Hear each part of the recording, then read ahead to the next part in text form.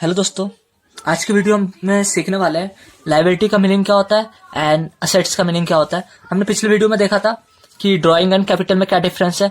Okay, तो start करते हैं। लायबिलिटी का मीन्स क्या है? Liability means amount odd payable by the business. तो ऑड और पेबल मैंने जो लाइन बना रखा है, ऑड और पेबल, इसका मीनिंग है। इसी से जो लायबिलिटी का मीनिंग पता लगता है।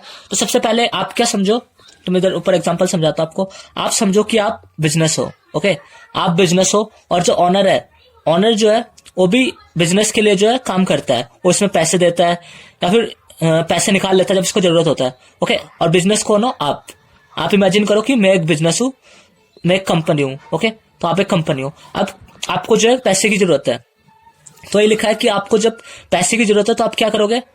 आप बैंक है। ओके, तो बैंक है, आप क्या बैंक से पैसे मांगोगे कि मुझे लोन दे दो, या फिर आप ऑनर को बोलोगे कि मेरे पे पैसे लगाओ। ओके, तो ये सब जो आप पैसे लगा रहे हो, बैंक से ले रहे हो, तो आफ्टर द टाइम आपको पैसे पेमेंट भी तो करना है इसको। जब आपको प्रॉफिट होने लगे या फिर आपका जिस लिए चाहिए था वो पूरा हो जाए टाइम, उसके बाद इनको पेमेंट भी करना होता है, ऑनर को भी करना होता है। ऑनर जो मालिक है, फिर भी हमें इसको जो पैसे वापस कर देना होता है, क्योंकि बिजनेस अलग होता है। ये लॉ में पढ़ोगे आप कि बिजनेस अलग होता है और ऑनर अलग होता है।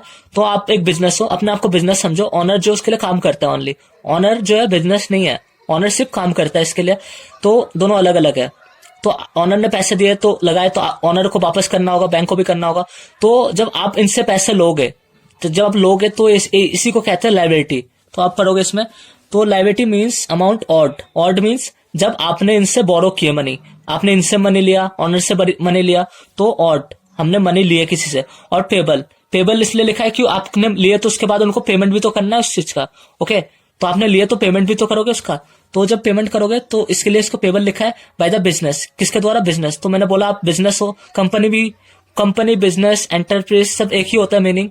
तो आप अपने आप को बिजनेस समझना। ओके, तो आपने किसी से पैसे लिए तो उनको पैसे की पेमेंट करनी होती है, उसी को कहते हैं लायबिलिटी। तो आगे पढ़ने वाले लायबिलिटी को डिफाइन, लायबिलिटी को अच्छे से एक्सप्लेन कर रखा है, हम इसको समझेंगे डीपली क्या लायबिलिटी का मीनिंग क्या होता है। लायबिलिटी टुवर्ड द ऑनर, तो मैंने बोला toward the owner of the business termed as internal liability.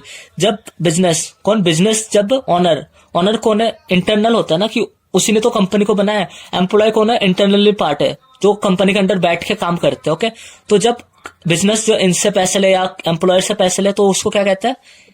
Internal liability. जो बिजनेस के अंदर जो पैसे हम बोरो करते हैं, हम जो बिजनेस जो अपने अंदर से जो उनके अंडर काम करते हैं उनसे जब पैसे लेते हैं, तो उसे कहते हैं internal liability.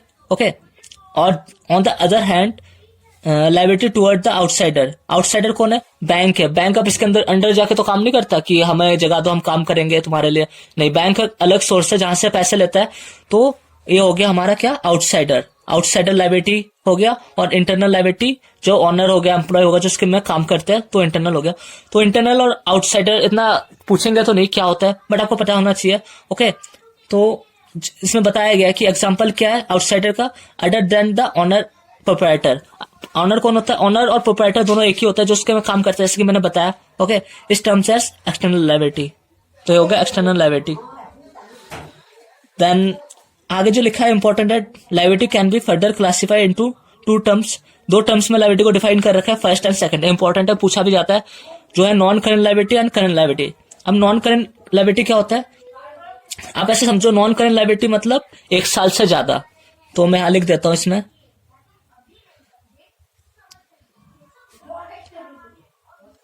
More than 1 years. 1 years या 1 ईयर से ज्यादा, मतलब 1 ईयर्स खत्म हो जाए, उसके बाद कभी भी हो जाए, कभी भी हो जाए, मतलब 1 ईयर से ज्यादा के लिए जब हम पैसे लेते हैं। ओके, लायबिलिटी क्या होता है? किसी से पैसे लेना। ओके, अब हमने किसी से पैसे लिए तो उसको पेमेंट करना होगा, और पैसे लेना क्या होता है? लायबिलिटी। और नॉन करेंट क्या होता है? More than 1 year. जब हमने 1 साल से ज्यादा के लिए हमने किसी से पैसे लिए, और उसका जो पैसे जो लिए हम उसको पेमेंट कब करेंगे? 1 साल के बाद। जो उसका जो है पेमेंट, तो हमने किसी से पैसे लिए तो उसको हमें पेमेंट भी तो करना होगा, वो हम कब करेंगे? 1 साल के बाद। तो ये हो गया हमारा नॉन करेंट लायबिलिटी। तो ये लिखा है, non current liability is that liability which is payable after a period of time.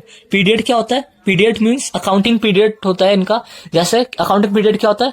1 अप्रैल से लेके 31 मार्च तक एक अकाउंटिंग पीरियड होता है। तो वो कह रहा है कि 1 साल, वो 1 साल होता है पूरे। तो 1 साल के बाद जब हम उस लायबिलिटी की पेमेंट करेंगे तो कहलाता है वो नॉन करेंट लायबिलिटी। तो ये लिखा है इसमें, of more than 1 year from the end of the accounting period. More than 1 year कह सकते हो, या and of the accounting period, जब अकाउंटिंग पीरियड खत्म हो जाए उसके बाद हम जो पैसे लिए हमने बैंक से या ऑनर से, जो उनकी पेमेंट कर रहे हो। ओके, तो ये तो हो गया, इतना कर लिया हमने। और इसके एग्जांपल क्या है नॉन करंट लायबिलिटी के? Non current liability are long term loans. Long क्या है? लॉन्ग टर्म लोन्स पहला है। लॉन्ग टर्म लोन्स क्या है? अब हमने जो है एग्जांपल लिया था बैंक से। बैंक से जब हम लंबे समय के लिए लोन लेते हैं, जब हम 1 साल से ज्यादा के लिए लोन लेते हैं, मतलब हमने लोन लिया और कहा कि हम इसकी पेमेंट जो 1 साल बाद करेंगे या 5 साल बाद, 10 साल बाद, तो क्या हो गया? लॉन्ग टर्म लोन्स हो गया। Okay, debenture. डिवेंचर आप आगे पढ़ोगे क्या होता है। डिवेंचर होता है, ये भी जब पैसे लगाता है बिजनेस में कोई, तो उसकी पेमेंट उसको बाद में मिलती है, तो ये हो गया डिवेंचर। तो ये जो है लायबिलिटी होती है। ओके, देन नेक्स्ट क्या है? नेक्स्ट है करंट लायबिलिटी। अब नॉन करंट लायबिलिटी तो होता है मतलब 1 साल के बाद अगर आप पेमेंट कर रहे हो, और जब आप 1 साल के अंडर पेमेंट कर दो, तो 1 ईयर में, 1 ईयर खत्म होने से पहले जो आप इनको पेमेंट कर दो जिनसे आपने पैसे लिए। सपोज आपने बैंक से पैसे लिए, लोन लिया, तो आपने जो है 1 साल के अंदर उनको पेमेंट कर दिया, आपका प्रॉफिट को आपने पेमेंट कर दिया या ऑनर को पेमेंट कर दिया, तो एक ये सब क्या आ जाता है? करंट लायबिलिटी में इंक्लूड हो जाएगा। ओके, तो पढ़ते क्या लिखा है? तो लिखा है current liability is that liability which is payable with in 12 month. 12 month कितना होता है? 1 ईयर। तो जो पैसे पेबल मतलब दे दिए जाए, आप बिजनेस हो तो आपने पैसे लिया, आपने उस पैसे को 1 साल के अंदर ही जिससे लिए थे, जैसे बैंक से लिए थे तो बैंक को पे कर दिया, तो क्या हो गया? Current liability.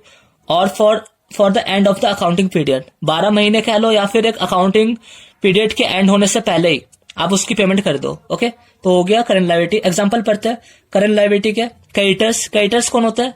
क्रेडिटर्स वो होता है जैसे आपने किसी से पैसे लिए, आप कोई किसी इंसान से आप पैसे लोगे, ओके, तो थोड़ी आपको 10 साल तक बोलेगा कि 10 साल बाद देना, वो तो हर महीने मांगने पहुंच जाएगा आपसे, मेरे पैसे वापस कर, मेरे पैसे वापस कर।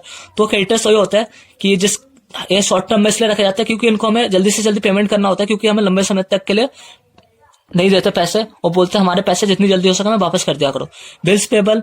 अब बिल्स पेबल क्या होता है? बिल्स पेबल होता है कि जैसे आपने एक बिल बना के दिया, आपके पास पैसे नहीं थे तो आपने बिल बना दिया कि हम जो है इस तारीख को हम आपके पैसे वापस कर देंगे। अब आप 10 साल बाद थोड़ी उसकी पेमेंट करोगे, आप 2 महीने ले सकते हो, 3 महीने ले सकते हो, क्या आपके पास तब पैसे नहीं थे, आपने बोला कि मैं 2-3 महीने बाद आपकी पेमेंट कर दूंगा, तो आपने उसका एक बिल बना दिया, तो आपने वो बिल दिया, तो बिल जिसको दिया, जैसे बैंक को आपने बिल दिया कि मैं 2-3 महीने बाद आपको पेमेंट कर दूंगा, तो बैंक आएगा आपके पास बिल लेके कि आपने मुझे बिल दिया था, मेरे पैसे वापस करो, तो आपको पैसे वापस करने होंगे 2-3 महीने में। या फिर शॉर्ट टर्म लोन्स, यही होता है शॉर्ट टर्म लोन, बैंक से भी ले सकते हो, किसी और से भी ले सकते हो। ओके, तो एक तो आपने समझ लिया लायबिलिटी का कॉन्सेप्ट, पूरा लायबिलिटी कवर हो गया। इंपॉर्टेंट है लायबिलिटी, आपने समझ लिया क्या होता है। जब आप किसी से पैसे ले रहे हो, ओके, तो आप जिससे पैसे लेते हो आपके लिए लायबिलिटी बन जाती है। और लायबिलिटी कैसे होता है? नॉन करंट लायबिलिटी और करंट लायबिलिटी, यही जो है मेन 2 डिफरेंशिएशन है, ये पूछे जाते हैं एग्जाम में। नॉन करंट लायबिलिटी क्या होता है? जो क्या होता है? मोर देन 1 ईयर, जो आप जिसकी पेमेंट करना हो, और जो इन 1 ईयर आप जिसकी पेमेंट करोगे वो क्या आ जाता है? करंट लायबिलिटी में। ओके, तो हम सीखते हैं असेट्स का क्या मीनिंग है इसमें। तो हम सीखते क्या है? Assets are the properties, okay,